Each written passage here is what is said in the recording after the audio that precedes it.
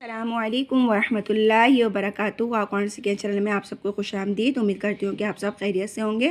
الحمدللہ ہم قرآن کی تجوید رحمانی قاعدے کی مدد سے سیکھ رہے ہیں۔ تو ہمارا جو ہے سبق نمبر جو ہے نا تختی نمبر جو ہے وہ 14 چل رہی ہے، پر آج ہم جو ہے نا اپنے قواعد کی درائی کریں گے، اپنے پچھلے کی درائی کریں گے۔ تو صرف آج قواعد کی درائی کر لیتے ہیں۔ تو ہم نے تختی نمبر 2 کے جو قواعد ہیں، دو تو پہلی اور دوسری وہ پچھلی ویڈیو میں نے آپ کو بتا دیا۔ آج میں آپ کو تیسری تختی سے سبق نمبر 3 سے آپ کو قواعد سمجھاؤں گی۔ حرکات کسے کہتے ہیں؟ زبر زیر پیش کو حرکات کہتے ہیں۔ جیسے آپ دیکھ سکتے ہیں یہ زبر ہے، یہ زیر ہے، یہ پیش، اس کو کیا کہتے ہیں؟ حرکات کہتے ہیں۔ متحرک کسے کہتے ہیں؟ جس حرف پر کوئی حرکت ہو اسے متحرک کہتے ہیں۔ جیسے حمزہ زبر آ، تو یہ حرف جو ہے متحرک حرف کہلائے گا، صحیح ہے۔ اور جس حرف پر حرکت ہو اس کو حرکات کو کس طرح پڑھیں گے؟ حرکات کو بغیر کھینچے بغیر جھٹکا دیے معروف پڑھیں گے۔ جیسے حمزہ زبر آ، حمزہ زیر ای، حمزہ پیش او، آ ای او، بغیر کھینچے بغیر جھٹکا دیے معروف یعنی نرمی سے پڑھیں گے، صحیح ہے۔ اس کو کھینچیں گے نہیں، آ ای او نہیں کریں گے بلکہ بالکل سادہ پڑھیں گے۔ آ ای او، تا تی تو، جا جی جو، اس طریقے سے، صحیح ہے۔ اب ہم سبق نمبر 4 کی درائی کرتے ہیں قواعد کی۔ ہم آواز حروف کل کتنے ہیں؟ ہم آواز حروف کل 16 ہیں۔ ہم آواز حروف کسے کہتے ہیں؟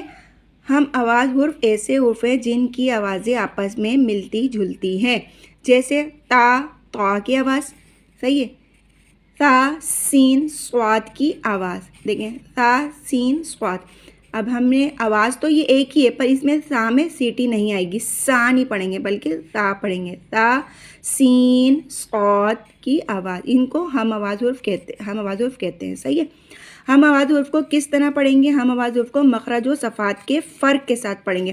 جیسے سا کا مخرج ہے، زبان کی نوک اوپر والے دانتے کے کنارے سے لگے، صحیح ہے، تو اس کو کنارے سے لگا کے تا پڑھیں گے، صحیح ہے۔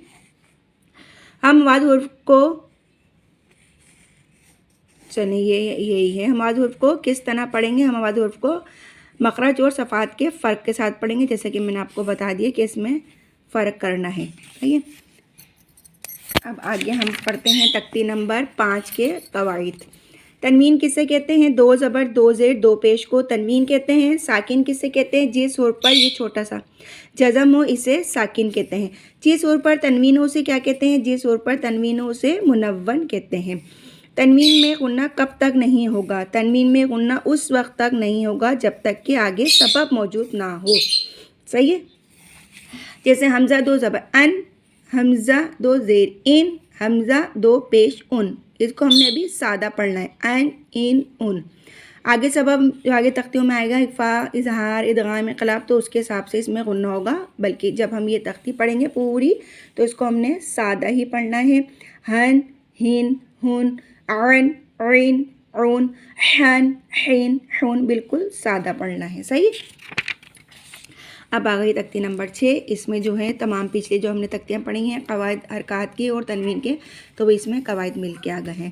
دعا کرتی ہوں کہ اللہ تعالیٰ سے آپ کو یہ میں نے جو قواعد سمجھائے ہیں وہ صحیح سمجھ میں آ جائیں۔ اپنی دعاؤں میں یاد رکھیے گا، اللہ تعالیٰ ہم سب کی حفاظت فرمائے، دنیا میں بھی اور آخرت میں سرگرور فرمائے، آمین۔ السلام علیکم ورحمۃ اللہ وبرکاتہ۔